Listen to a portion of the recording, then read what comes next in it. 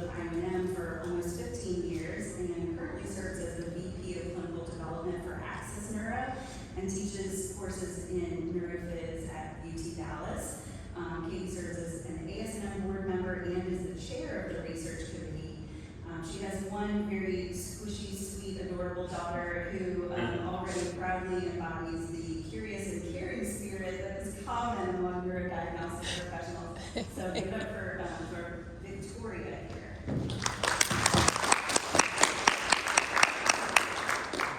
Good morning, everybody. Hopefully you guys are all awake. I'm Victoria Salas, and this talk is also with Katie Hopkins, but as she said, her voice is kind of on today, so I'm going to take over for her last part that she was going to go over. So today we're going to talk about transabdominal motor evoked potentials and mainly go on my technologist perspective on them. So here's a brief outline. So what are transabdominals? I'm going to go over the advantages and disadvantages of running these, and then I'm going to spend quite a bit of time on the technical considerations and placement section. And then we'll go over some different case studies, how to convince your surgeon to let you run these cases in the OR, and finally we're going to go over a brief data summary just of what we've gathered with our company and our cases that we've run with them. So, what are transabdominal motor evoked potentials, or TaMEPs? Well, they were first introduced in 2013 by Dr. Walter Droney. However, unlike transcranial motor evoked potentials, they never really gained traction. So, with only a couple papers coming out on the topic since then, there hasn't been a lot of focus on these. Until this year, where Dr. David Allison came out with his paper in 2024 on his experience running transabdominals on over 200 patients undergoing various lumbosacrospine surgeries. And he did an excellent talk at last year's ASET on more of the theory of it. And this talk's mostly going to be on my perspective, so it's a little bit different, and also the technical aspects of running them. So what are these? So they're an investigational technique of transcutaneous stimulation at the level where the spinal nerve roots exit the conus medullaris, which you stimulate under that and activate the ventral nerve roots directly and bypass the brain and the spinal cord. So stimulation is focal in nature, and you place an anode at the midline right above the umbilicus and a cathode on the posterior portion of the patient's back, midline as well, and you place it caudal to the conus medullaris of the patient. So this differs from transcranial motor evoked potentials, where we monitor the descending motor pathway, stimulating the motor cortex on the scalp. And instead of multiple pulses of stimulation, we just do a single pulse, cathodal, through the abdomen. So the purpose of transabdominals is to monitor the motor component of the femoral plexus and the lumbosacral nerves. And unlike transcranial motor evoked potentials, they're immune to the effects of anesthesia, which is a great advantage. So now let's look at the advantages and disadvantages a little closely. First of all, again, they're immune to the effects of anesthesia. So transabdominals have been known to be resistant to the effects of anesthesia that they have on the brain and spinal cord, like with your transcranials. And the literature has shown that they have no effect, anesthesia doesn't, on TaMEPs up to a massive gas. So you don't have the anesthetic failure amplitude changes you have with your transcranials. And so Dr. Allison's paper in 2024 looked at over 200 cases and found that transabdominals were more reliable in the proximal muscles, 99 to 100% obtaining them with transabdominals. So this differs quite a bit from our transcranials, where sometimes those proximals are only able to be obtained about 80 to 85% of the time. And because of transabdominals' immunity to the effects of general anesthesia and anesthetic fade, there are less false positives when you run these. So the setup only requires placing one ground sticker electrode and one paired needle electrode. And then once you reach the supramaximal threshold, you don't have to adjust these parameters anymore. You don't have to increase in stim, you don't have to change the rep rate, pulse count, anything like that. You just press one time, it runs the left and right side, and you don't have to go back between like your transcranials and adjust the parameters throughout the case, as long as you reach the supramaximal stim at the beginning. And because stim is focal to the abdomen, you don't have the risk for the tongue or lip lacerations that you have with your transcranials, since with those you're stimulating closer to the scalp, the trigeminal nerve, your jaw muscles, and that causes them to bite down. But with the transabdominals, all that stimulation is focal. And now looking at the disadvantages. So they're still considered investigational at this time, and more literature needs to come out proving their efficacy. Some neurologists may be uncomfortable interpreting these results, and you need to make sure that your surgeon is aware that the technique is still investigational at this time, and maybe also discuss with your neurologist at the beginning of the case if they're comfortable with you running these. And then it has to be run or should be run as an adjunct to transcranials. You can't monitor the descending motor pathway, so if the patient's conus is still at risk in procedures, or the injury is above the site of transabdominal stimulation, you may not catch that injury. So you could have a patient wake up quadriplegic with still intact TAMEPs, not quadriplegic, paraplegic, but with still TAMEPs. And then the patient movement can appear a little excessive, but it's just because it's a different kind of stimulation. It's an abdomen, so it's a different kind of movement. But especially with laterals, if they take the patient down and they're secured, the movement honestly isn't much different from your transcranials. In prone cases, the movement can be a little more excessive. They may kind of move out of the bolsters, but really we haven't had any surgeon complaints about movement with these. And then finally, placement can be a little tricky, and it requires you getting comfortable with the anatomy and the imaging of the patients. You need to be able to read where the conus is in imaging, or at least be able to discuss with your surgeon where that's at.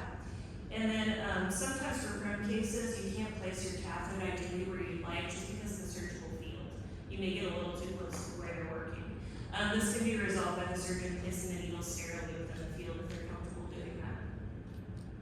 So here's a figure showing the transabdominal responses and the stimulation parameters are on the left here. Typically stimulation somewhere around 350 volts for super maximal, at least from my personal experience. And I start somewhere around 250 and I go up incrementally until the waveforms appear stable and don't increase in amplitude anymore. So if the patient has a larger BMI, more stimulation may be necessary to elicit responses, especially from the distal muscle groups. And then you want to pay close attention to your transcranial input when setting these up, because you don't want to have these set up the same as your transcranials. So transcranials I have set up as 1, transabdominals I usually set up as 2. So you need to have a stimulator with multiple inputs ideally to run these together. So here are the supplies you'll need to run them. You'll want to use like 2.5 meter electrodes just to have the extra distance to reach everything. And for your catheter, you'll want to use 19 millimeter or 22 millimeter needles if possible, because you want to get as deep to the stimulation site as you can with these, because it will require less stimulation if you can get that extra length with longer needles. And then you'll also want tegaderms to secure your anode and cathode.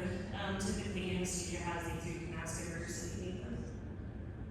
And then here's a couple ways you can set up your transcranial stimulator. So you want to have multiple inputs ideally, because you want to be able to run your transcranials out of like 1 and your transabdominals here.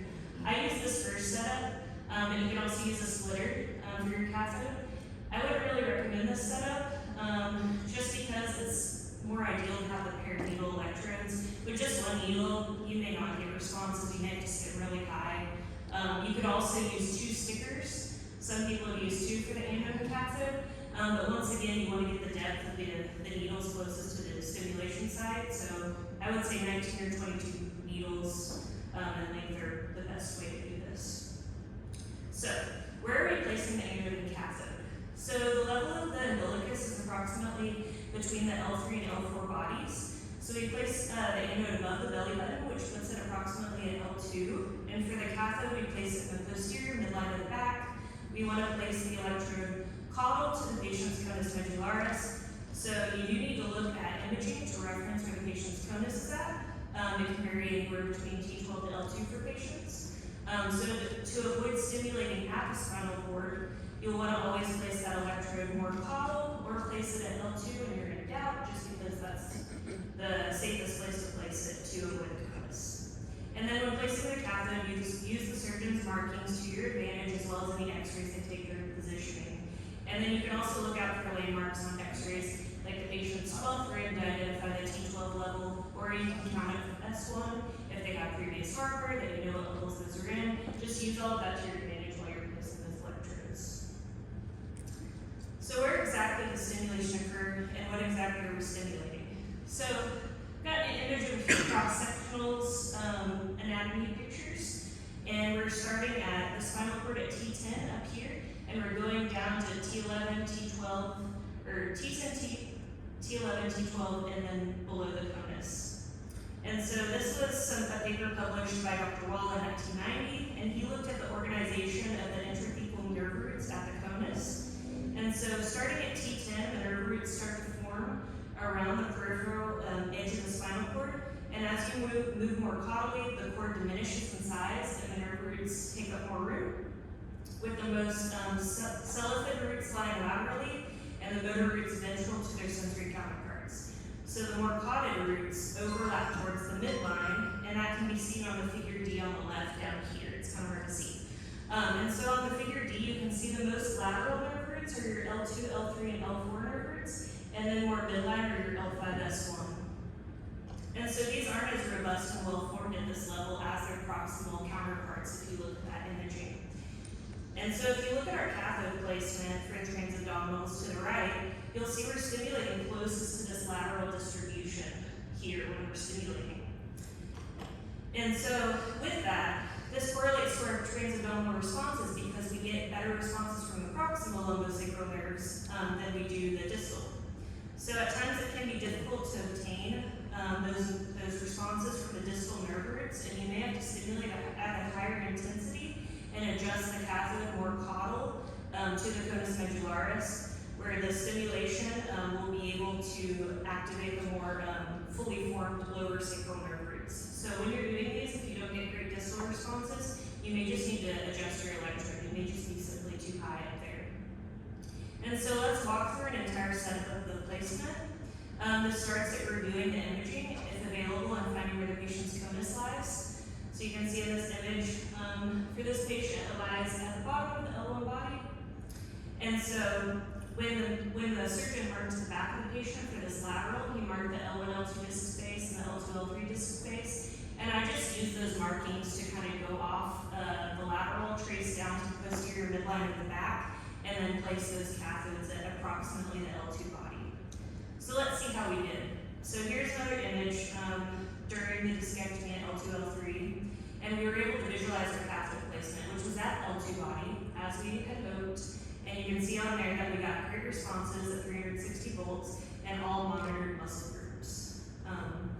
So now we'll just look at some other placements. These are just images from different cases I've done. There's a lateral picture showing cathode placement and a couple anterior posteriors.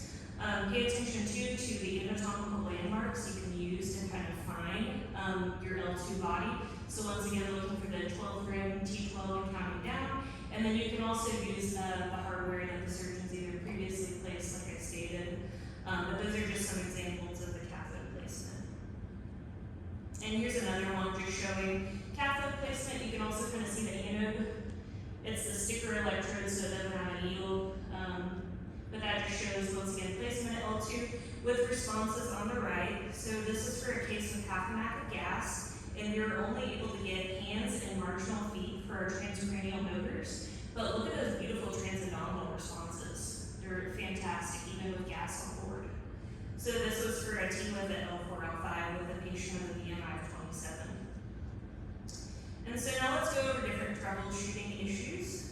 So the only way to check if your anode came off is to visually check. It's located on the patient's belly, so with positioning or gravity, that electrode can sometimes come off, especially stimulation.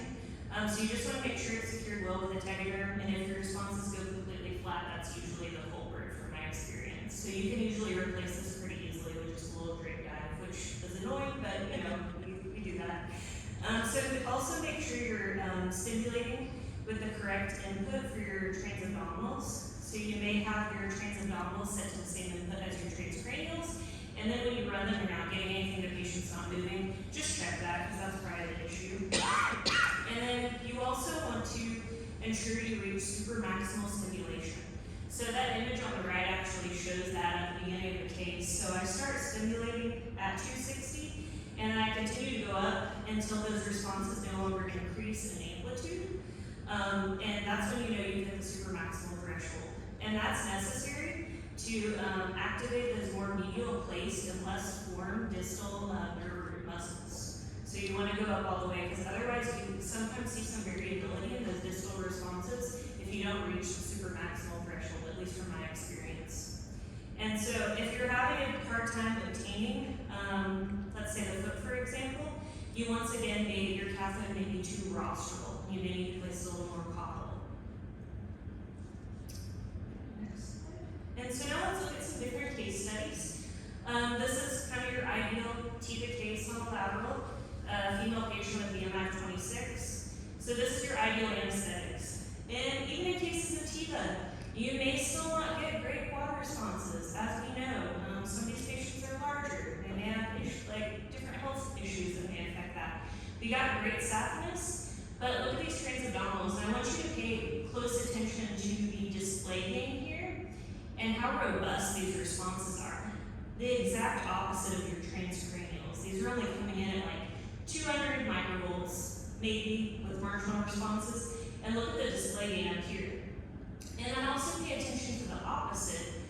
Look at your distal responses for your transabdominals with your the distal muscle responses in the transabdominals, and then look at the gain down here for your transcranials. So it's very opposite. You get better distal responses with your transcranials than you do your transabdominals. So we're really running these for the purpose of monitoring those proximal muscles, especially the lateral. So there are no changes in this case. This is just kind of to show an ideal situation where these are still extremely useful in obtaining the proximals. And so then let's look at a not-so-ideal case. And this is a case where the anesthesiologist increased the gas from half a max to a max. And so if we only have our transcranials here, our baselines are now flat for our proximal muscle groups after they've increased the gas. This was actually a left-sided approach where I didn't really get monitorable left side proximal muscles. So this is definitely not really a surgical change, right? It's on the right side that we've lost these responses. It's more just a global anesthetic change for the gas. But once again, we're getting great transabdominals, bottom right. No changes with anesthesia, perfect responses. So once again, if you need help obtaining these proximal responses in your lateral cases, I would really recommend implementing these. Thankfully, we still kind of had some marginal feet, so even with gas, you're able to monitor the descending corticospinal pathway. But to watch changes to retractor, we needed these transabdominals for our lateral levels. So now let's look at another case. This is one after gas from the start of the case. Only able to obtain hands. Not ideal situation. But once again, look at our transabdominals. We were going off of these basically for the entire case. And you can see the waterfall here, how beautiful they were and stable throughout the case, even with the MACA gas. This wasn't ideal because you want to at least get the feed, to monitor the descending motor pathway, especially if you're going up to L1. But the surgeon was aware of the limitations of this, and we just had to go off of the transabdominals for more of the retractor placement and monitoring those proximal lumbosacral nerves. But once again, no changes post-op. So now let's look at some actual changes. This first case is a retractor alert. It is during a L4, L5 retractor placement with the left-sided approach. And so these were our baseline transabdominals. These are our baseline transcranials. And so once again, not great left-sided muscle groups that we can monitor for these. Thankfully, we have our transabdominals. So during, after retractor placement and after the surgeon put the cage in, he asked for a motor, and you can see an obvious change on the left side muscle groups with no real change to the right side. So this was definitely an alert, at least for the vastus medialis and rectus femoris. So we let the surgeon know about that. And he got rid of the retractor, released it, and about 10 minutes later you can see those responses returning back to baseline. So it was able to catch that alert that otherwise we wouldn't have caught with our transcranials. And so another thing you may note with this case is you may say, Victoria, some of these responses also look a little funny. They look like they decreased, especially in the non-surgical side.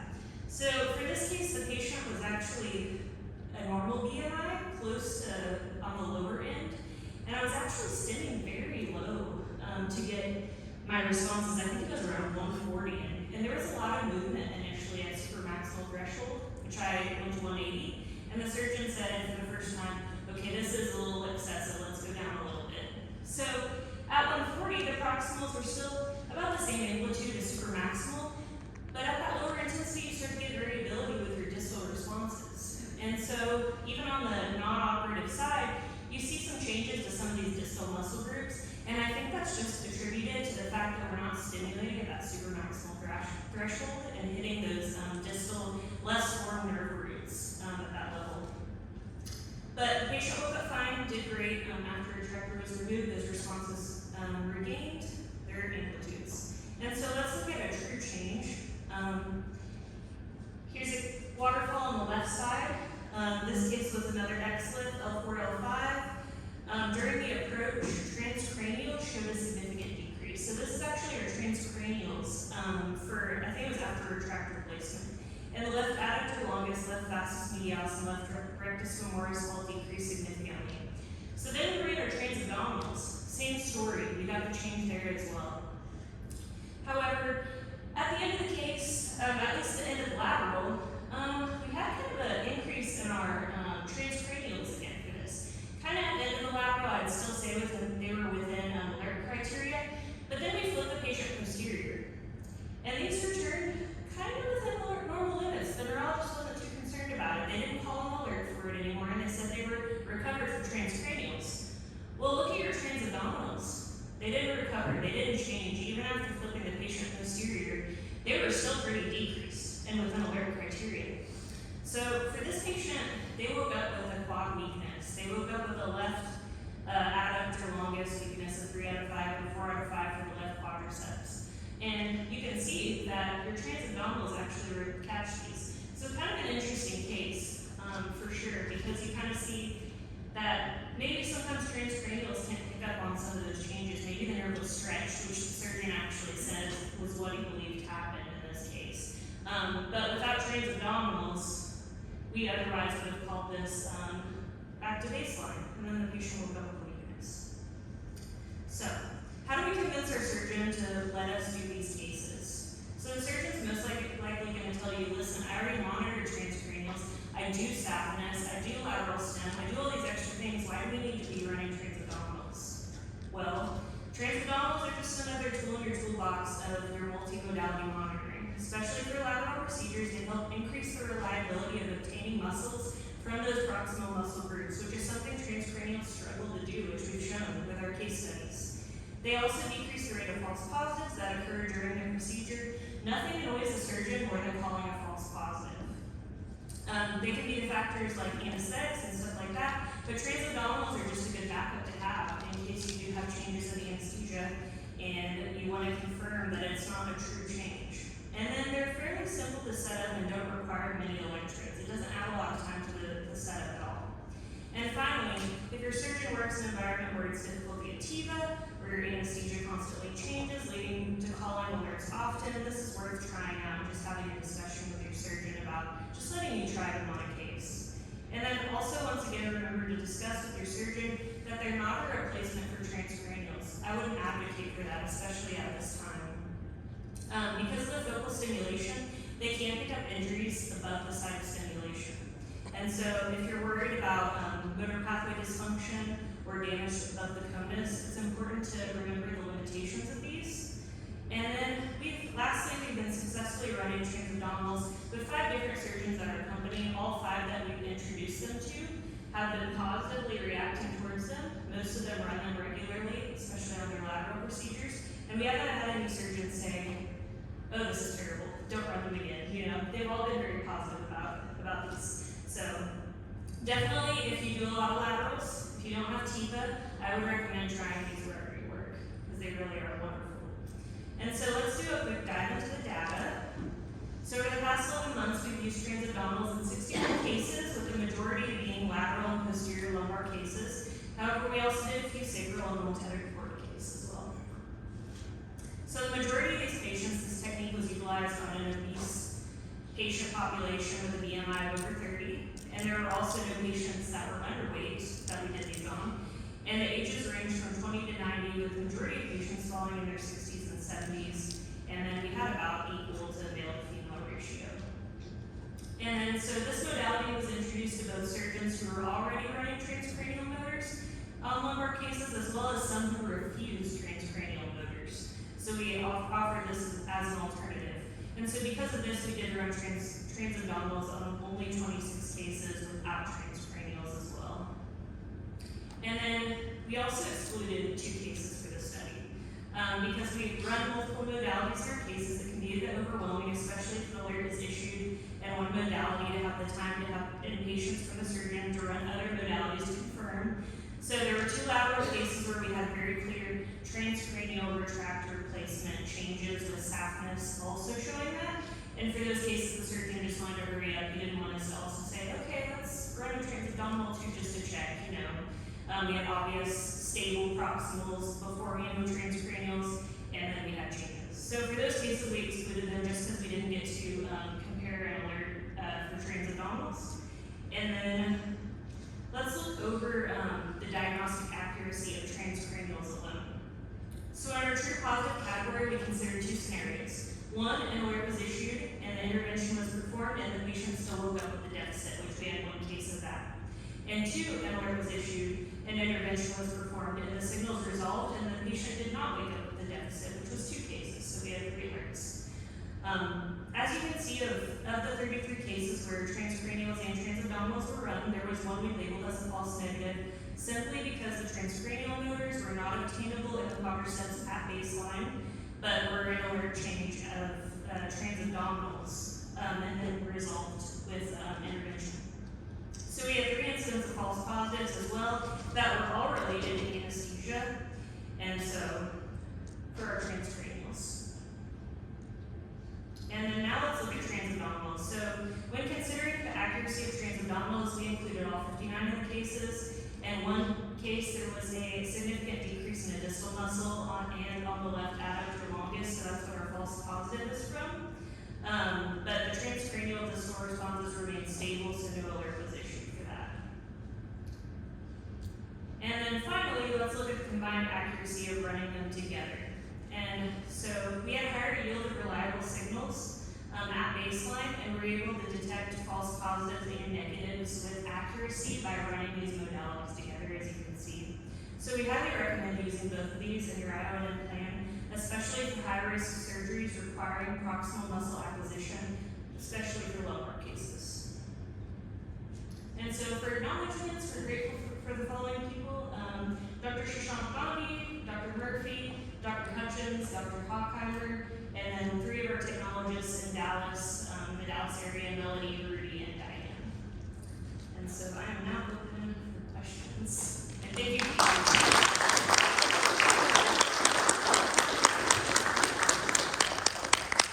Any questions, please? Yes. What's the max stim intensity?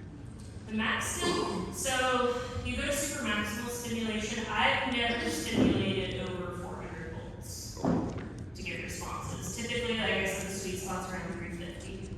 Okay. Yeah. So if you're not seeing them and you get to 400, you quit at that point? You just go up until the amplitudes no longer keep increasing, I would say. We adjust the electrodes. Or adjust the electrodes. Okay. Because if you're able to get proximals at a decently low stimulation and you're not getting distal responses, it's most likely just the placement of the cathode. It would be too rostral, too high up. So I would just, if you can, do it more coddle. Okay. Yes, sir. The multi-pulse doesn't do any better, just a single pulse? It's just single pulse. Yeah, we haven't tried multi-pulse, and that's what Dr. Allison, we use the parameters that he has in his papers, and it's just a single pulse stimulation, yes. Some? For the anode? So I haven't seen any papers where they don't use a surface electrode for that. I don't quite know. I don't know if you would get lower stimulation intensity necessary. Maybe it's just that you don't want to be placing long needles in the abdominal region. You don't want to cause any trauma to the patient in the abdomen. So I would stick to the sticker for that. Yeah. Yes? What angle are you inserting your I go pretty deep down. Yeah, I go straight down. 45? Yeah, yeah. And are there any considerations, a lot of these patients have prior fusions in metal, is there any considerations or any changes that you've seen that you've had to make in your parameters for simulation for those patients? With previous hardware. Possible shunting or? I have not seen that. Every patient we've run they do have hardware, it's usually below the levels that we're running it, because if the surgeon needs to extend or go higher or revise higher hardware, we can't even run them anyways because it would be in his field. So I've only really seen them like at, like L3, maybe below to the sacrum, and I haven't had any like known differences between patients with hardware and without. Yes. So with the surgery you guys are working with, so if you have a word, are you only calling it as a we're using both transcranials and your transabdominal? So unless I'm not able to get transcranials at baseline of the proximal muscle groups, and then I do tell the surgeon, where I'm relying more on our transabdominals this case, and you just let them know from the beginning. Hopefully you still have a hand and foot for your transcranials, so you can still monitor the descending pathway, but you just want to be communicative and just let them know what data you have. But some neurologists, I haven't had any that are uncomfortable with interpreting transabdominals. I still mark it as an alert, and I still alert the surgeon if there are changes. Yeah. Yes. Do you use the same criteria for a true change that you would use on MEPs? So it's about, from other papers, it's about equal. They change about at the same rate. So your transcranial amplitudes change about at the same rate as your transabdominals with changes they found. So it's about the same alert criteria, I would say. Anything though close to 50, I start to get a little concerned. I would call an alert around 50% in my opinion, in my experience, especially given we have had a change where a patient's woken up with a deficit, and one of those responses was only decreased by like 50%. So I would keep it around there. Yes. What safeguards do we have against the possibility of these responses being elicited from more distal aspects of the motor pathway? So, aspects of the nerves that may be lying below where the possibility of injury would happen. So you're talking about the lower lumbosacral nerves? I'm talking about generation of these responses, maybe outside of the fecal sac, maybe even past the neural foramen. So we're actually trying to do a little more deep diving on that, trying to look at the latencies of different responses, like stimulating your root directly, where that comes in, versus your transabdominals, versus we're trying to find out if we can look at the latencies of those responses and pinpoint exactly where we are stimulating. But Dr. Allison in his paper does discuss that you override the posterior root reflex at higher stimulations. And so we should be theoretically stimulating these ventral nerve roots. And he does say that that's well known and studied, but he doesn't cite too many papers for that.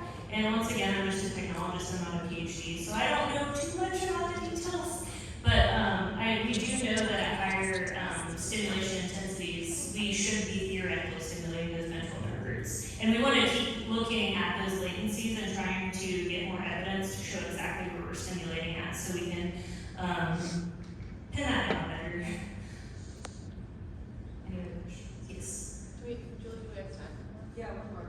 I'm just curious, I'm having a little bit of a hard time wrapping my head around your case study where you did not see changes in your transcranials, but you did see changes in your transabdominals.